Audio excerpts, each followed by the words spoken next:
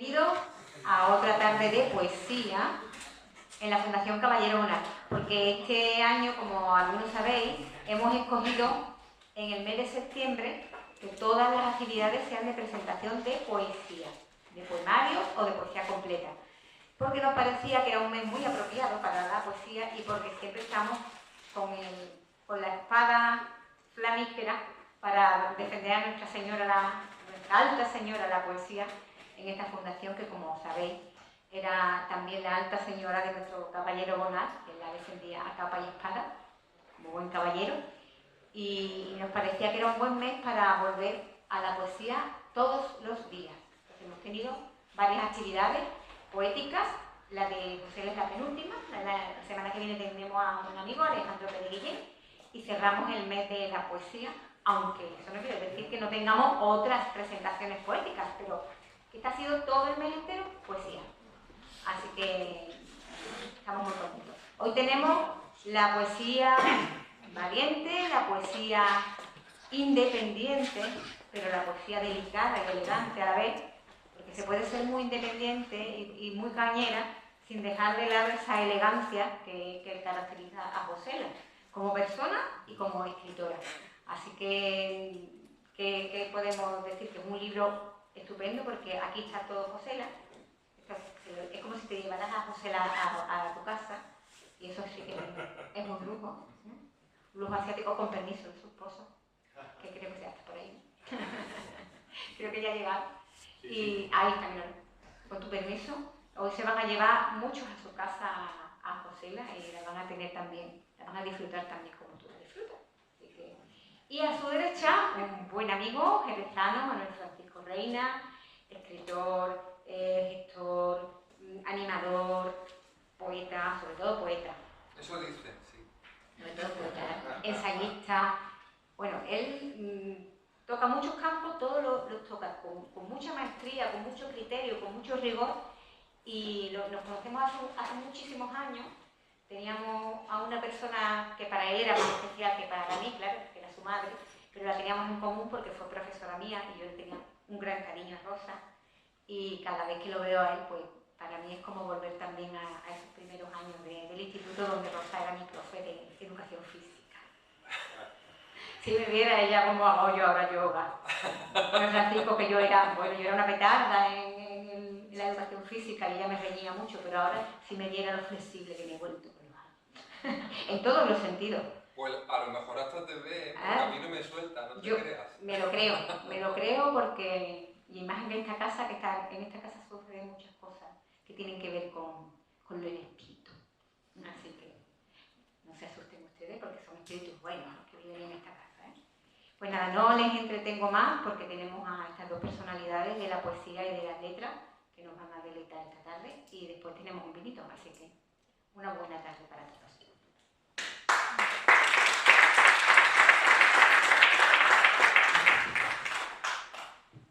Bueno, pues muy buenas tardes a todos. Para mí es un placer estar aquí, es una alegría, porque a pesar de haber nacido muy cerquita de aquí, en la calle Mesones,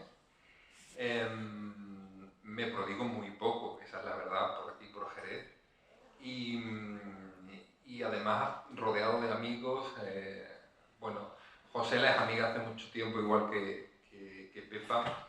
Le decía cuando me ha recibido en la puerta de esta casa que el otro día la recitaba, porque ella sabe que a mí ella me gusta mucho, ella y su poesía, hay que decirlo. Y hay un poema de ella que me gusta especialmente, que se llama Junio, que ella sabe por qué, y termina diciendo: nadie diga que has muerto de amor sino de fiebre. Me parece una barbaridad, y como está ella aquí presente, y además como tengo buena memoria, se me quedan esas cosas, y el otro día estaba rememorándolo. Mauricio, muchísimas gracias, me da mucha alegría verte, poeta jerezano. Elena, ¿qué te voy a decir? Maestra, cómplice, amiga, y bueno, siempre me da mucha felicidad, mucha alegría verte. Y en esta casa la última vez que estuve fue con otra maestra muy querida, nuestra querida Pilar Paz Pasamar, presentando una antología de ella, que además el editor era Mauricio, precisamente de NH Editores. Y bueno, uno no puede evitar que toda esa corriente de emociones, ¿no? Yo no sé si escribo bien, mal o regular, pero lo que sí soy es agradecido con los maestros. Y he tenido la suerte de tener grandes maestros y Pilar fue fundamental en mi vida, lo sigue siendo. Os voy a participar además en esta casa en la que ella estuvo muy vinculada, que el año que viene saldrá en la Biblioteca Obra Fundamental de la Fundación del Banco Santander, una obra crítica de unas 600 páginas en la que estoy trabajando y en la que, entre otras cosas, aparecen algunas cartas inéditas de ella, entre otras con todos los escritores de la teología de la liberación, a los que ella recibió en el año 51 en Madrid, desde Ernesto Cardenal a Mario Cajina Vega, Pablo Antonio Cuadra, Coronel Urtecho, y yo creo que va a ser muy interesante. Yo desde aquí, y para los amigos que estamos, reivindico para ella especialmente, y también para Manolo Ríos Ruiz, que también fue gran amigo de Pepa y persona dinamizadora de la cultura en Jerez, todos los homenajes posibles, todos los reconocimientos posibles, y oye, ya que estamos, que se le ponga un instituto, un colegio a su nombre, que tampoco estaría mal, que son figuras muy brillantes de la cultura jerezana, son nuestros maestros y es una manera de darles también su sitio en la memoria y en el espacio donde nacieron y que tanto quisieron y que tanto defendieron. Bueno, no me enrollo más, que lo peor que se le puede hacer a un escritor es ponerle un micrófono por delante, porque entonces es capaz de contaros su biografía, la de otros y leeros las obras completas. Y aquí hemos venido a celebrar la publicación de esta recopilación de la obra de José hasta el momento. Yo le reñía desde el principio, como tengo confianza, le decía, pero esto no es la poesía completa porque tú sigues escribiendo, con lo cual es poesía incompleta, es completa hasta el momento, pero afortunadamente en su caso, porque sigue escribiendo mucho y bien, es poesía incompleta. Pero dicho lo cual, es un volumen maravilloso, muy bien editado y que nos da además ya el calado de una obra sólida, hecha y de una voz que a mí me interesa mucho. Ella me pidió generosamente que yo pusiera las palabras del prólogo de esta obra y además precisamente una de las voces con las que yo la relaciono es con la maestra Pilar Paz Pasamar, con la que José tiene muchos puntos en común. Bueno, voy a leeros un poquito, espero no aburriros mucho, me voy a poner el cronómetro para ser disciplinado porque a quien tenemos que oír es a Josela.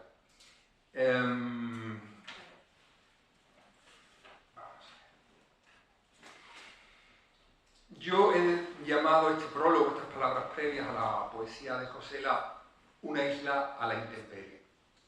Me pide la poeta y amiga gaditana de corazón, aunque melillense de nacimiento, Josela Maturana, que ponga unas palabras a modo de prólogo a su poesía completa, incompleta, que se edita aquí.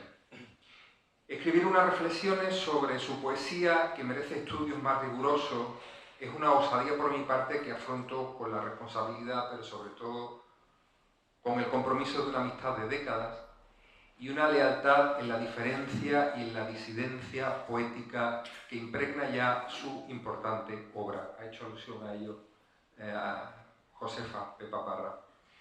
Su trabajo está todavía en marcha y en construcción, puesto que es una autora en activo y con material inédito, pero lo suficientemente extensa y de calidad como para que esta edición tenga sentido. Las ediciones de las poesías completas consiguen concentrar la producción de los autores que por azares editoriales o de distribución hacen inaccesibles títulos que perfilan mejor el carácter y los colores de un escritor. Lo que quiero apuntar en estas páginas previas a lo importante que son los versos de esa autora son unas pinceladas sobre lo que opino humildemente de su trabajo, que merece mucha más atención por parte de la crítica y los estudiosos por su singularidad e impronta. Maturana no es una poeta precoz, aunque empezara a escribir pronto. No porque no amase la poesía desde sus primeros años y escribiera desde entonces sus primeros versos, sino porque el respeto a la palabra poética le hizo madurar y aquilatar su voz.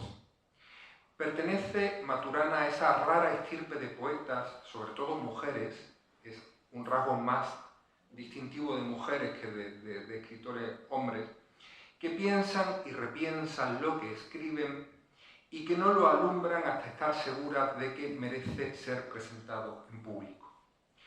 No tiene esa prisa pueril de algunos poetas que confunden la vida literaria con la literatura y ofrecen escaramuzas, esbozos poéticos, con más errores que aciertos por la premura del figurar.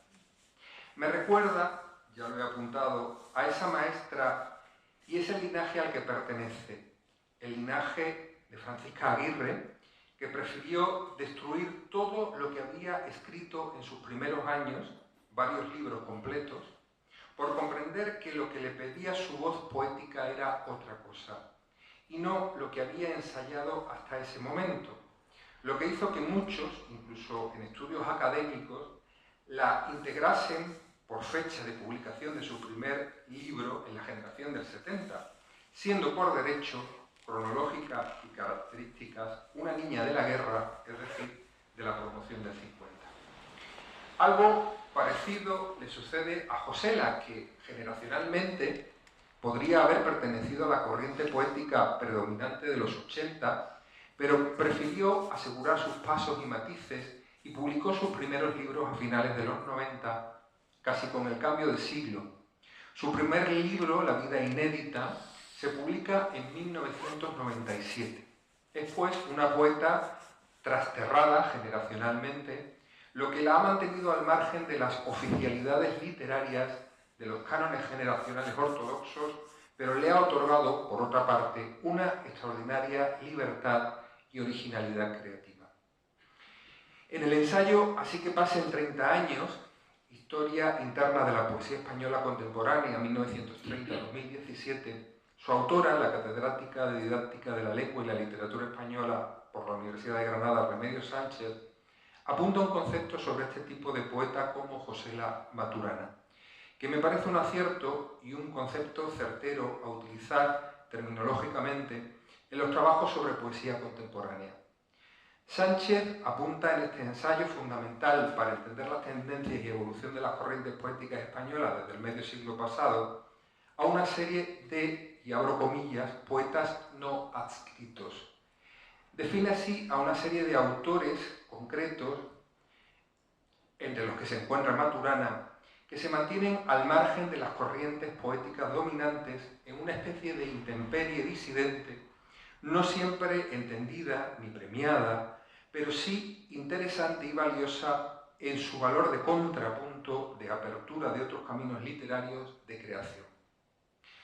Esta disidencia, sin padrinos ni clanes en los que ampararse, ha contado con el desdén de los dominantes, de la casta del poder de la cultura, que también existe, pero ha abierto otras líneas de expresión poética más libres, disonantes, distintas, que han enriquecido las posibilidades cercenadas y cohibidas de los popes y lugartenientes de las corrientes dominadoras.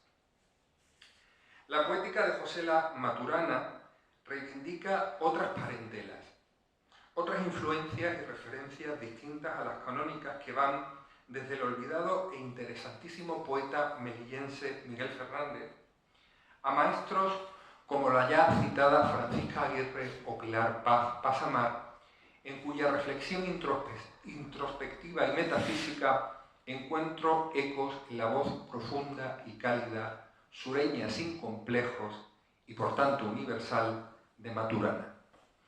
Desde el primer libro, La vida inédita, que ya hemos citado, premio de la Feria del Libro de San Fernando en 1997 y publicado ese mismo año, hasta el último, por el momento, Una habitación en la tormenta, de 2022, hay un ir y venir como de mareas del yo poético a la otredad más reflexiva y comprometida.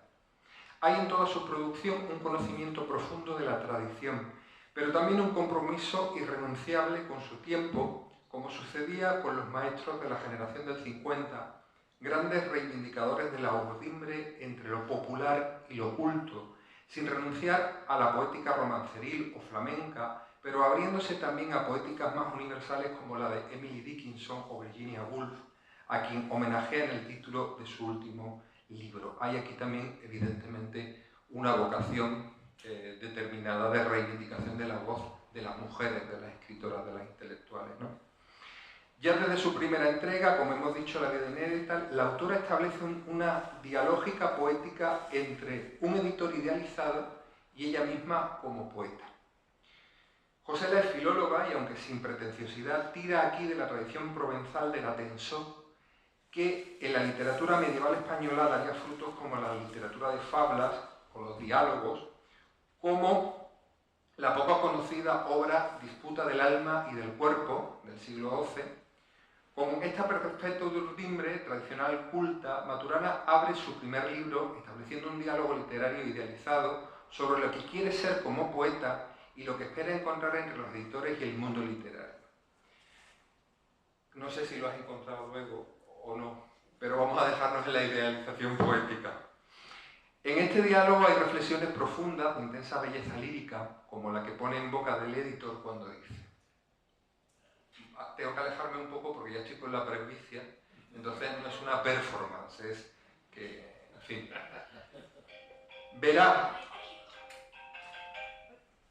aún dicen que la vida no tiene cumbre y yo lo creo. Aún comentan que los delirios son decisivos cuando inundan el dibujo de una pasión. Hay un desbordamiento hereditario en la soledad. A lo que ella, en ese desdoble, responde: el editor aspira al final de sus sílabas. Toda palabra tiene un término de paisaje y el abismo, y en el borde se baila el mar profundo, el cielo acuático que persigue otro ámbito. En esos intervalos decido ocultarme.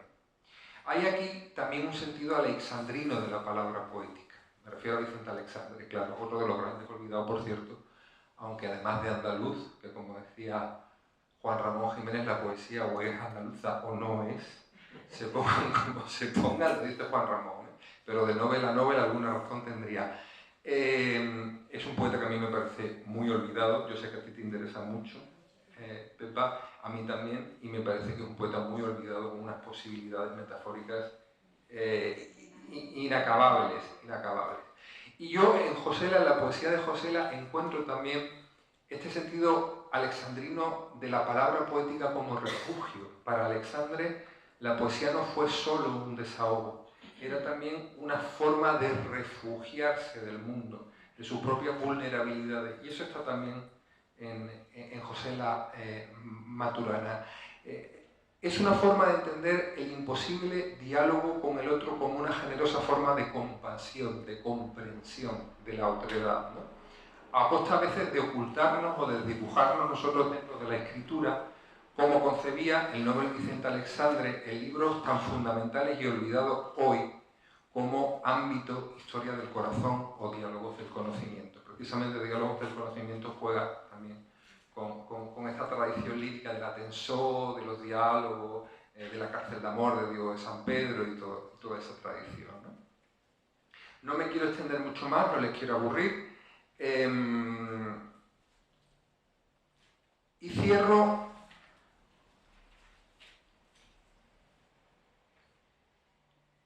con un poema de Josela, de la parte final. Me voy a saltar el resto de las reflexiones porque no quiero alargarme.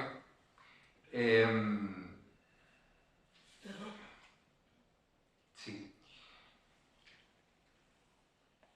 Solo quiero apuntar una cosa más, y es que en este yo lírico de Josela Maturana, en el más personal, es donde aparece también el tema amoroso, un tema absolutamente inevitable en lo poético y en lo literario, y sin el cual tendríamos que renunciar a más de la mitad de la tradición de la historia universal de la literatura y de la poesía, por no hablar del resto de las artes, ¿no?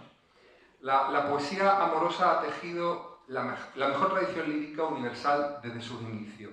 Hay en los poemas de amor y desamor, de deseo de Maturana, una interlocución directa con esa emoción, con sus pulsiones, pero también una desnudez de tópicos, una madurez emocional y poética que engrandecen y singularizan sus versos de amor. Es una gran poeta amorosa desde la asunción de las pequeñas victorias del amor, pero también de sus grandes derrotas.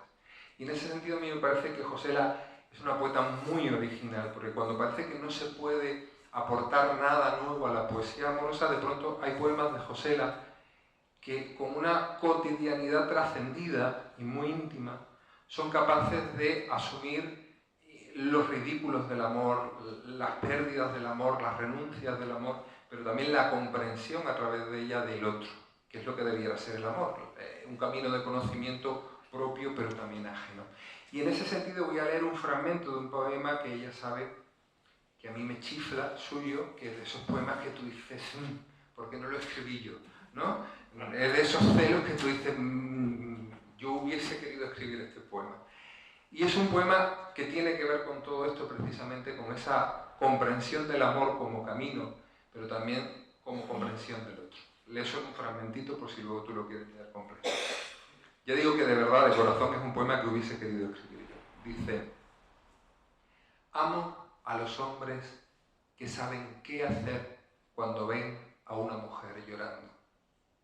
Amo más todavía al hombre que sabe cuando una mujer llora por dentro, aunque sus ojos lo desdigan. Amo la educación sentimental que sabe escuchar más allá del deseo, lo encontrado y lo definitivo. Amo a los hombres que saben cómo mirarte justo antes de la lágrima que va a brotar, para que el cristal que te hiere al resbalarse no rasgue el infinito. Muchísimas gracias, José.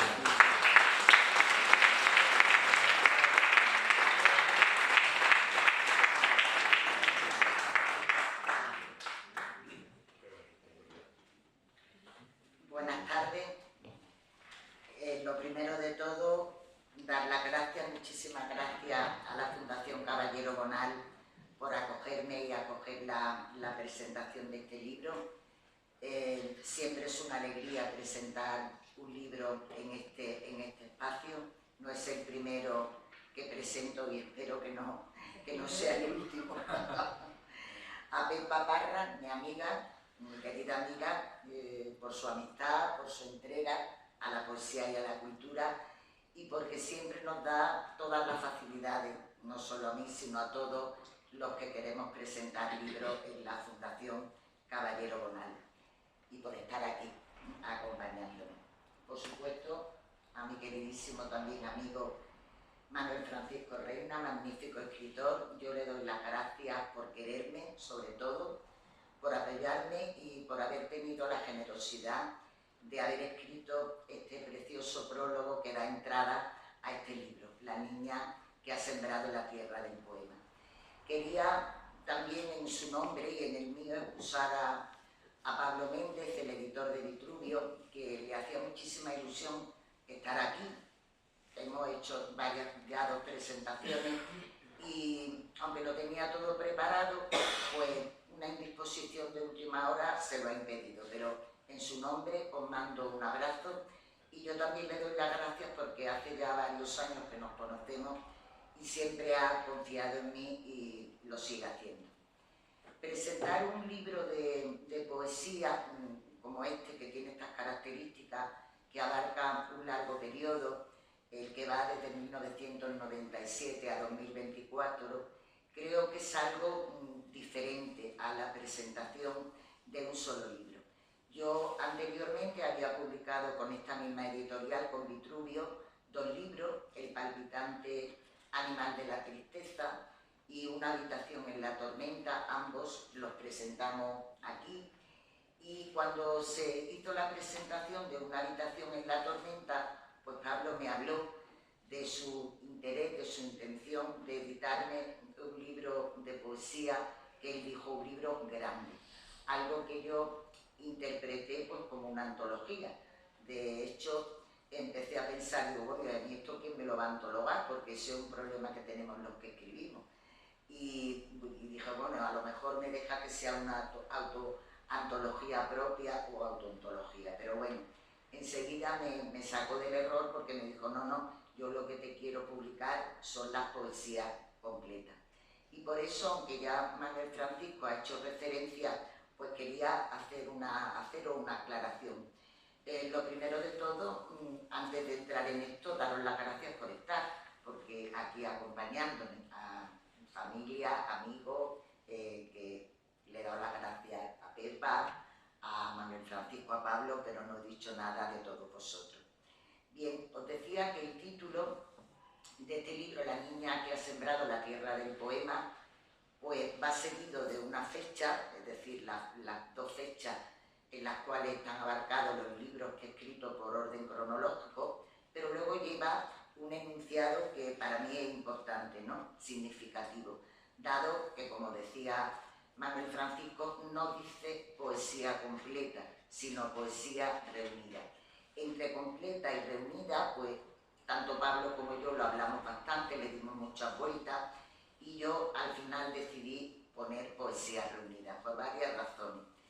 En primer lugar, porque esa completud es relativa, es decir, en primer lugar da mucho vértigo mirarse en tanta distancia, reconocerse en tanta distancia de una manera así tan completa y, aunque evidentemente aquí está representada una buena parte de lo que yo he escrito, inevitablemente hay cosas que han tenido que quedar fuera, ¿no? Y que he escrito durante todos esos años. No me refiero a libros en prosa, sino a libros en poesía, como por ejemplo un libro al que yo le tengo un especial cariño, Todo dice tu nombre, que escribí con mi amigo pintor Alfonso Arena, que está aquí en el público, que fue editado de una manera artesanal, minuciosa y que, bueno, los poemas no han podido ser incluidos porque desvincularlos de las ilustraciones hacía que perdieran totalmente su razón de ser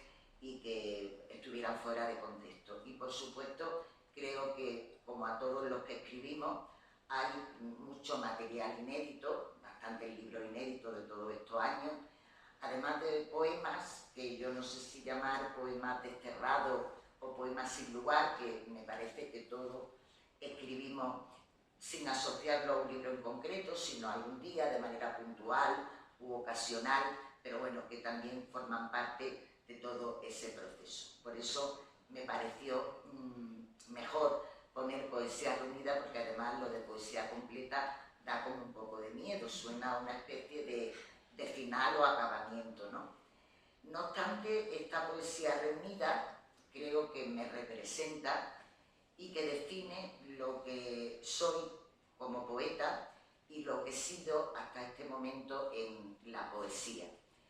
Manuel Francisco, al que yo considero un escritor, además de prolífico y versátil, muy apasionado y hondo en todo aquello que escribe, pues creo que definió muy bien, o me definió muy bien, cuando tituló el prólogo del libro como Una isla en la intemperie, porque con ello no solo nominó o dio el enunciado que te invita, ¿no?, a poder entrar en ese libro, sino que también puso luz en mi propia oscuridad.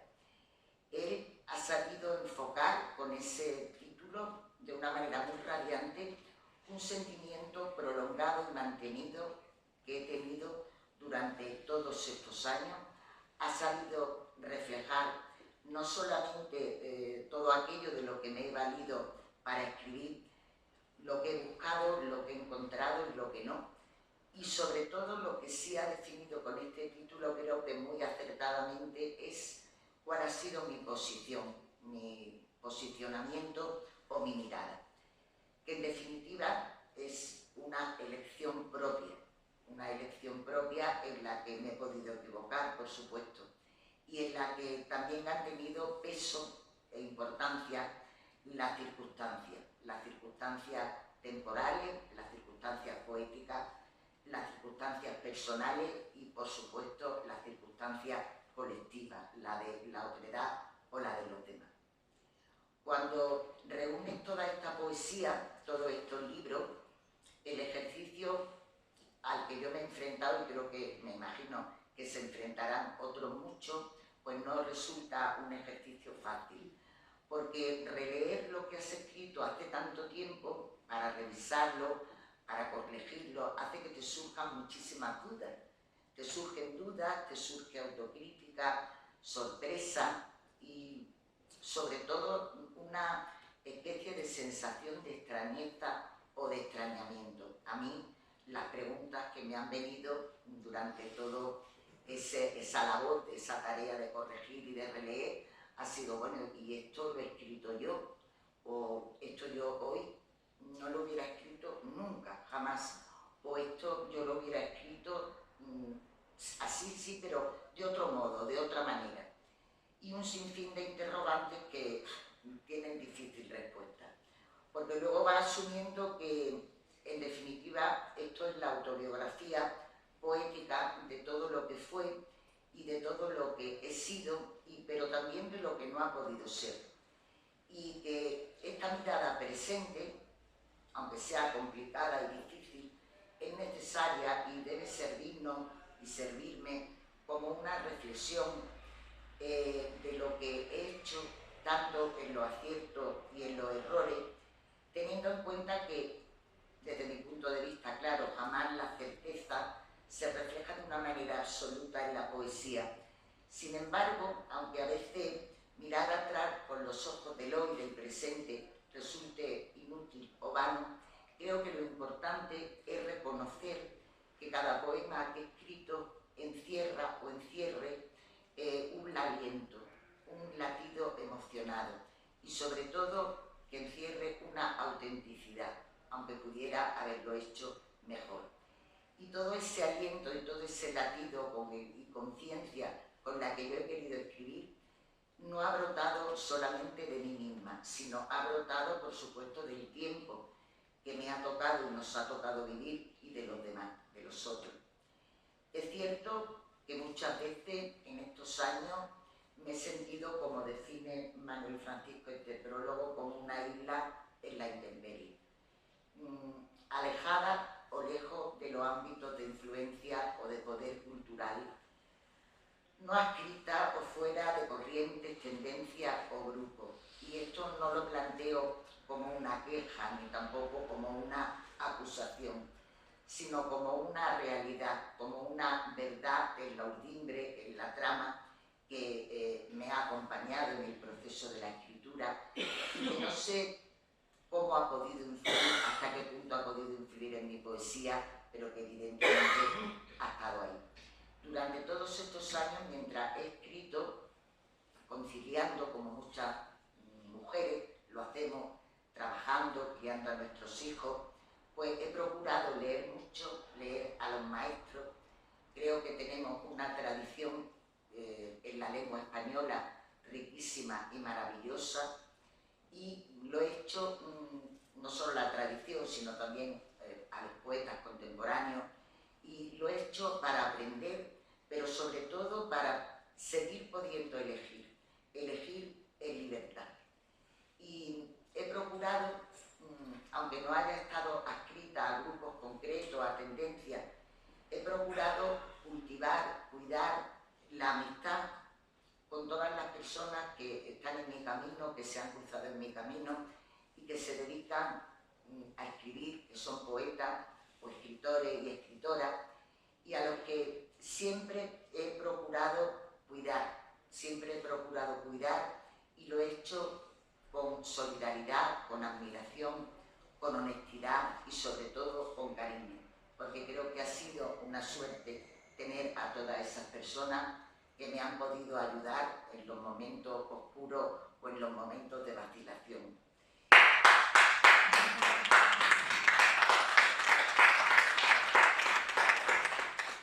Bueno, yo creo que desde que era una niña, si no la vi, yo al menos intuí la tierra del poema. Y muy pronto, siendo una niña de 10 u 11 años, empecé a sembrarla y la sigo sembrando. Por eso elegí este título para mi poesía reunida. Porque yo creo que la tierra del poema es la tierra de la vida. Y no solo de la vida, sino del ser y del estar en la vida. En esa tierra la vida crece, la vida se fortifica, se derrama, se desborda, pero también es devastada por el tiempo. Sembrar, por lo tanto, la tierra del poema ha sido para mí una opción de vida irrenunciable, la de mi vida y la de los otros, que he tomado como mía, porque los otros siempre esparcen sus semillas, te la donan y están en torno a ti, solo tienes que ir a buscarlas. Esas semillas propias o ajenas te van alimentando, a veces con dolor, a veces con alegría, a veces con deslumbramiento, pero también con ausencia, pérdida, victoria y fracaso. Todo eso ha formado parte y forma parte de ese hacer que es fecundar la tierra del poema, que es la de la vida. Y para mí lo más maravilloso es que en la tierra del poema, no solo para el poeta y para el lector de poesía, cabe la realidad, es decir, lo que fue y lo que es.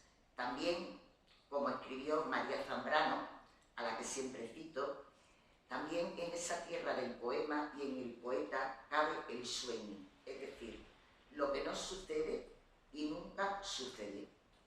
Así, la tierra del poema puede multiplicar nuestra vida, multiplica mi vida, puesto que las palabras, la palabra poética, acoge lo que fue, lo que es, pero también lo que no ha sido nunca ni será jamás. Toda esa tierra sembrada de palabras que nombran ineludiblemente la realidad, pero que también inventan y llaman desde las raíces del sueño y del deseo a lo que no es y no está.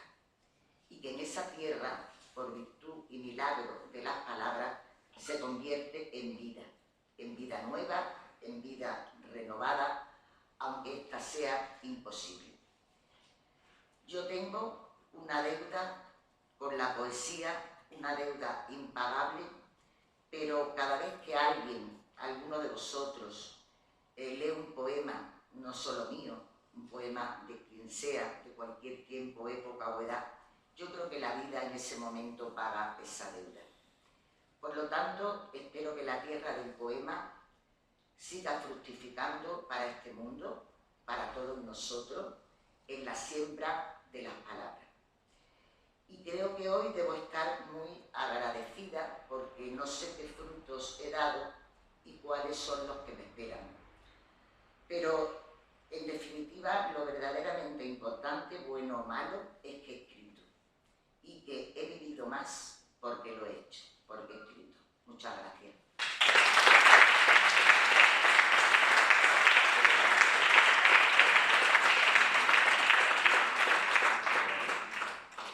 Bueno, pues, como el libro es muy grande, es un poquito complicado hacer una selección de poemas y lo menos que quisiera es cansaros, así que voy a leer unos cuantos poemas seleccionados y bueno, si también Pepa y María Francisco se animan, pues estupendo, cualquiera del público, estupendo. Os leo un poema que se titula Preludio de una foto con regreso. Es un poema que pertenece al segundo libro que publiqué, Oficio del Regreso, que tuve la gran suerte de ganar con él el premio Carmen Conde de poesía, y es un libro de iniciación, un libro de origen, un libro de memoria, porque habla de esa fascinante ciudad en la que nací, que es Melilla, donde ahora, cuando estamos viendo estas terribles guerras y matanzas, pues yo tuve la inmensa fortuna de vivir una infancia donde hebreos, musulmanes, cristianos, hindúes vivíamos en paz y en convivencia. Bueno, pues os leo este poema, Preludio de una foto con regreso. Ellos están allí, sobre la borda, el buque lento arriba a mi ciudad, en marzo. El mar de la mañana sube una brisa helada hacia el futuro. Ella lleva un abrigo y un pañuelo. Él parece un actor americano. Es primavera fría sobre el mundo. Muy cerca, los parientes esperan en el puerto. Yo los miro llegar desde las fotos. El tiempo ha detenido su espuma en el paisaje. El horizonte vive detrás de los susurros y el mar no es una tarde con campanas. Muy cerca de sus ojos, los nombres de sus hijos. El mío fue el tercero. ¿Será de algún poeta? Delfines y palabras tocando la muralla y el tiempo de nosotros presentido sin serlo. Están mirando el agua que salpica, las olas levantadas del sueño de la vida. La orilla de otra patria fue luz de mi futuro, llegando ya mis padres a tierra de regreso.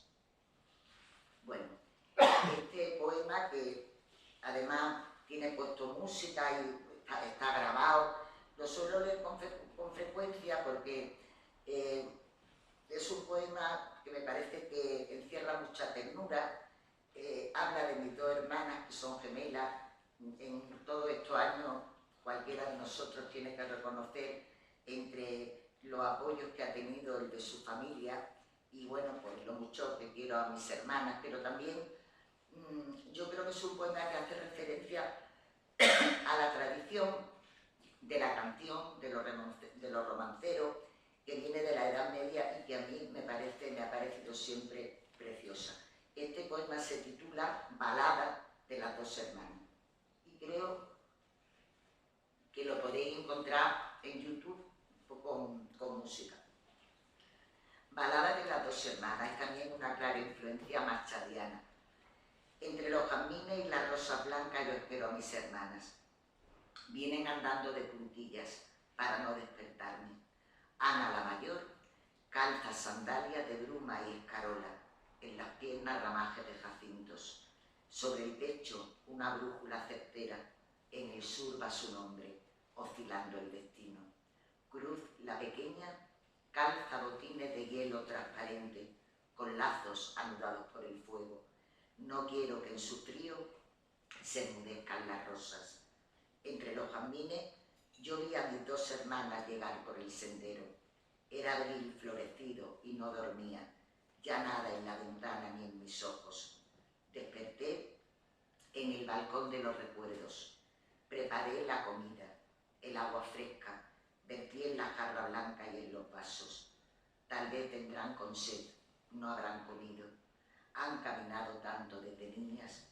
Era abril florecido, otro abril más fraterno, porque ellas guiaban suavemente su rumbo. Atardeció la calle, se encendieron las luces. Un séquito de coches y alondras vecinales señalaron mi puerta como un mugo en la noche. Yo taché del poema el hilo trashumante, la aguja y su cadencia, el bastidor callado. Borré la muerte única, el olvido y la ausencia. Las escuché llegar pronunciando mi nombre. Era abril florecido, yo cerré la ventana.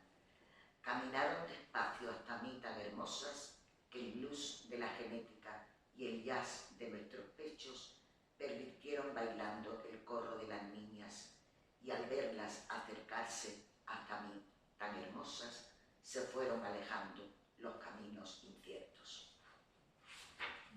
Bueno, creo que Pepa también participó en el libro que fue a Sofía en la universidad. Sí. Bueno, un libro conmemorativo del Quijote en el que participamos varias escritoras y lo ilustró Cándida Gravino, una gran pintora gaditana. Entonces había una parte en prosa y una parte en poema. Y se titula, mi parte se llamaba Deriva de la interpretación. Os leo oración para un sueño posible. Señor de los caminos ignorados, ángel de la autopista, arcángel del petróleo, rompe las teselas del tiempo y dame el mosaico de la luz. Y deja que alguien, a quien tanto he querido, arquee la vela de la noche para que pase mi infancia cubierta de romero. Señor de las películas cortadas, ángel de los espacios inservibles, arcángel navegante de los libros en blanco, ampárame, líbrame de la oscuridad de los túneles, de las tubulares sendas, de la escarcha en la palabra, si no encuentro el abrigo de los significados. Señor de los teatros de provincias, ángel custodio de lo que no puede decirse, arcángel de los sueños inalcanzados, protégeme, cuídame en el silencio, que nada ha de faltarme, si puede llevarme hasta la orilla, por las irreales veredas de la tiza que nunca se han borrado, si puede llevarme hasta el sosiego rayado de una hamaca para que pueda dormir mirando el horizonte, dormir, soñar, escribir lo soñado, lo insucedido, lo que habrá de venir, mientras todos afirman que hay cosas que se pierden y el mar y sus pupilas contradicen la muerte. Y este poema, que lo podéis encontrar también en el Instituto Cervantes de persona, de una filósofa que ha tenido una enorme influencia no solo en mi escritura, sino también en mi vida personal, porque su filosofía poética y su concepto de la existencia a mí me han iluminado y me han ayudado muchísimo. Entonces, yo he trabajado muchos años como profesora de educación permanente de adultos en un centro que llevaba su nombre, y tuve la oportunidad de conocer al director que creó la fundación y de que me contara muchas cosas de María Zambrano, el final de su exilio en Francia y su llegada a España.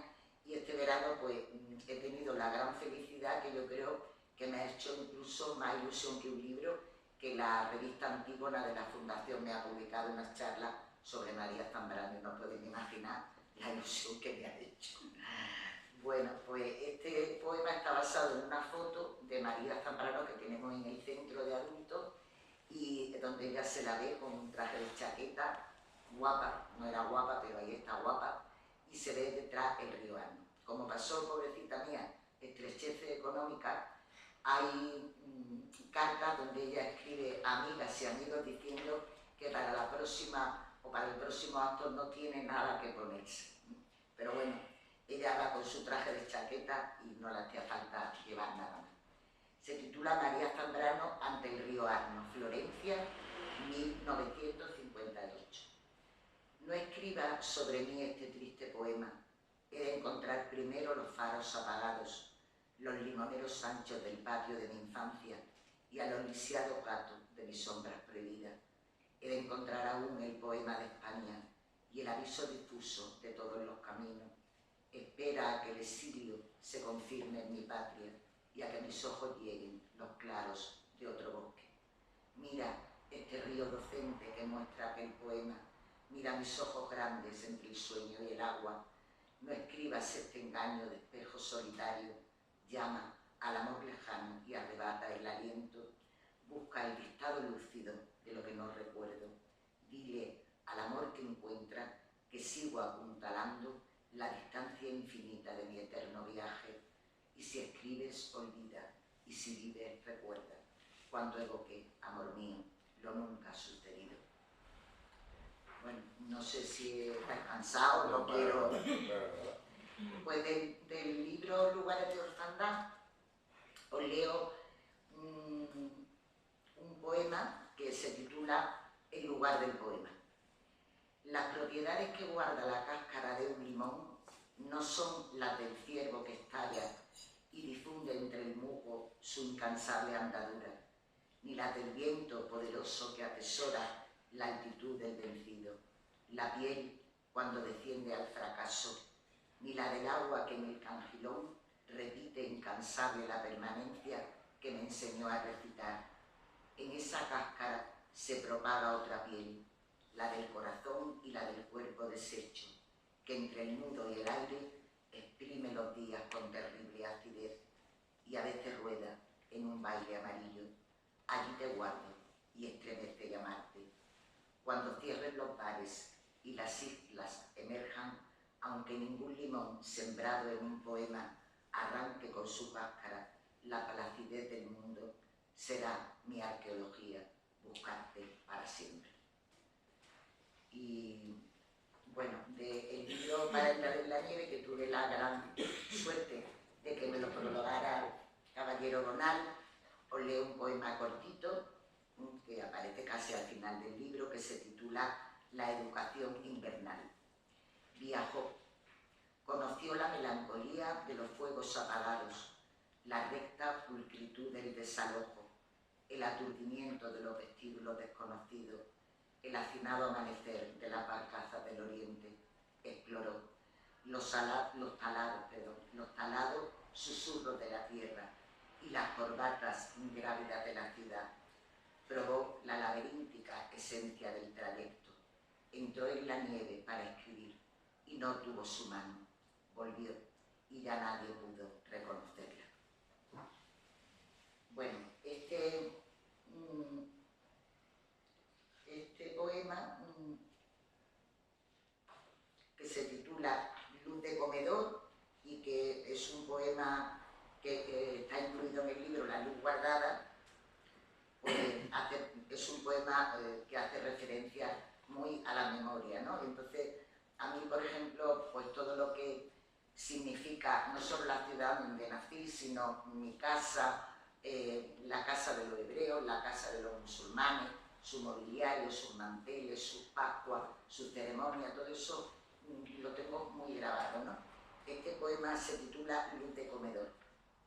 ¿Acaso, antes de retirarse el mantel, ninguna belleza quede en los despojos del animal dormido sobre el hule? En la evocación febril de la familia duele el arroyo de las migas y de los vasos derramados por el temblor del padre. Una luz prodigiosa me antecede en lo que me sigue alimentando y no puedo encontrar sino fuera de mí. El cuchillo y la avidez del mundo se amasan de igual modo en mi nostalgia. Tras la ventana, retratos sin orillas desembocan en el mar insolvente del recuerdo, antes de llorar por lo perdido en el jardín agreste de la melancolía, con convencimiento, sin aceptación, pongo la mesa con restos de palabras. Bueno, y vamos a ir terminando. Este poema se titula, también he procurado coger poemas breves, es de uno de mis últimos libros, El palpitante animal de la tristeza, y se titula Lo vivo y lo pintado. Si encontráis a una mujer solitaria deambulando por la sala de un museo a punto de cerrar, vigiladla. Es una desecación sedienta de lo que fue. Es el estanque donde Ofelia duerme, donde algas y lotos rivalizan con el secreto que oculta. El vigilante, adormecido y ajeno a su presencia, no detectará lo que busca, porque casi nadie conoce lo que buscamos, porque casi nadie verifica el paisaje de nuestra mirada. Si se acerca al cuadro que sospecho, vigiladla, pero no detengáis su mano cuando acaricie su superficie, porque es inevitable, inevitable que se la trague el mar. Y no sé si este poema lo quiere leer. De Templanza, ¿lo quiere leer tú? ¿Lo leo yo? Tú ya sabes que yo ese poema no me puedo negar a ninguna de las maneras. De Templanza, que está en una habitación en la tormenta. El micro. Es el poema completo del que os he leído el fragmento, que no digo como provocación, que me hubiese gustado escribirlo a mí. Yo creo que debería publicar un libro con los poemas que os robaría a todas, sobre todo a todas. El otro día con Raquel Lanceros, otra jerezana, se lo dije también, le dije, ¿sabes que hay un poema tuyo que te robaría, que es A las órdenes del viento, que el verso final es tan maravilloso como el tuyo de junio, o como este poema, y acaba diciendo, yo habría querido amarte, te lo juro, pero a veces la voluntad no es suficiente. Bueno, pues yo creo que en algún momento publicaré, como hizo la niña Pastori cuando versionó canciones de otro, que se llama Joyas Prestadas, que me parece un acierto. Me parece que en algún momento deberíamos todos hacer unas joyas prestadas y elegir los poemas de los otros que nos gustan, porque parece que estamos hablando siempre de nosotros y a mí me ha hecho disfrutar mucho la lectura de los otros. Bueno, pues esta es una de las joyas prestadas que yo, no sé si prestado o robado, Josela, pero es un poema que a mí me mueve mucho y os he leído un fragmentito y gracias por dejarme leerlo completo. Destemplanza. Amo a los hombres que saben qué hacer cuando ven a una mujer llorando. Amo más todavía al hombre que sabe cuándo una mujer llora por dentro, aunque sus ojos lo desdigan. Los amo en esa destemplanza que no termina de romper y a la que se adelantan con los mismos gestos reincidentes de un antiguo manantial que nos ha sido negado más que una epidemia que te arranca la vida sin haber dicho lo que te duele. Amo que te abracen y te sujeten arqueada palpando con suavidad lo que te quitaron para ser entera, lo que te falta para estar erguida. Amo la noche en que ese hombre desanuda el lazo de tu vigilia y te habla en la oscuridad, como si sus palabras te bañaran y luego pudieran secarte. Amo la educación sentimental que sabe escuchar más allá del deseo, lo encontrado y lo definitivo. Amo a los hombres que saben cómo mirarte justo antes de la lágrima que va a brotar, para que el cristal que te hiere al resbalarse no rasgue el infinito.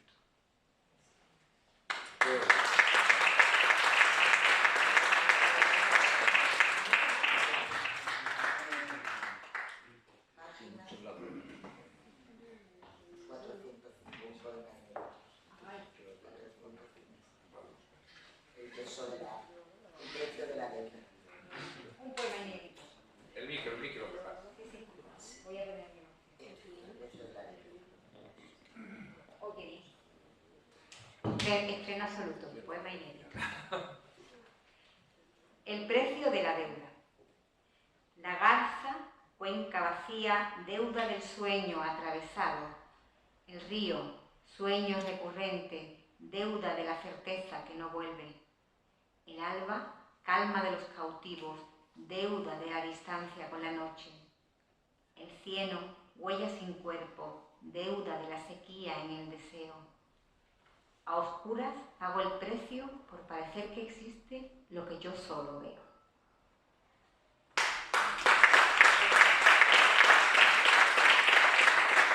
Para terminar, os voy a leer otro poema inédito. Algunos ponen algunos poemas inéditos se han añadido al final, no mucho, porque si no ya el tomo era excesivamente grande. Este poema, aunque yo tengo poemas dedicados a Pepa Parra, pero este poema va dedicado a Manuel Francisco y se titula Romance de la tierra sin niños. ¿Alguno entre vosotros ha visto al niño mío volviendo hacia su tierra? Por un cielo sin nubes y halcones conquistados, ¿a dónde va? ¿A dónde fue mi niño? Por los cañaverales del silencio, atando los cordeles de los ríos al fragor de sus zapatos muertos. Tenía que ganar una ciudad tan solo con guadaña de trompetas y entró y ganó un lugar muy desolado, una distancia inadmisible y sola. ¿Alguno entre vosotros ha visto la tristeza que tenía, ha visto la tristeza que llevaba, caído y ya sin nadie que le duela? Ni uno de vosotros, ni yo misma, habéis visto partir de este romance anónimo su niñez hacia un mundo sin palabras. Se fue muy de mañana con los trenes, con pájaros dispersos de maquetas. Se fue a vivir aviones incautados, teléfonos sin mar que nunca suenan. De nadie se dolía, enamorado. La cítara y el puzzle de la historia no han visto al niño mío sobre el tiempo. Se fueron a buscarlo entre las sombras, volvieron cabalgando por la infancia. La muerte no bastó para encontrarlo. Pues muchísimas gracias.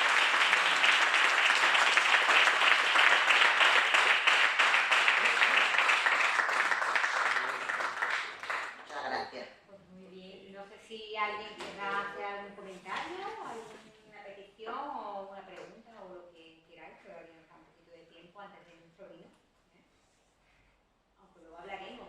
Claro, por supuesto. Da ocasión a la charla. Pero si alguno no puede aguantar y no puede ser alguien, Pues, intervenir.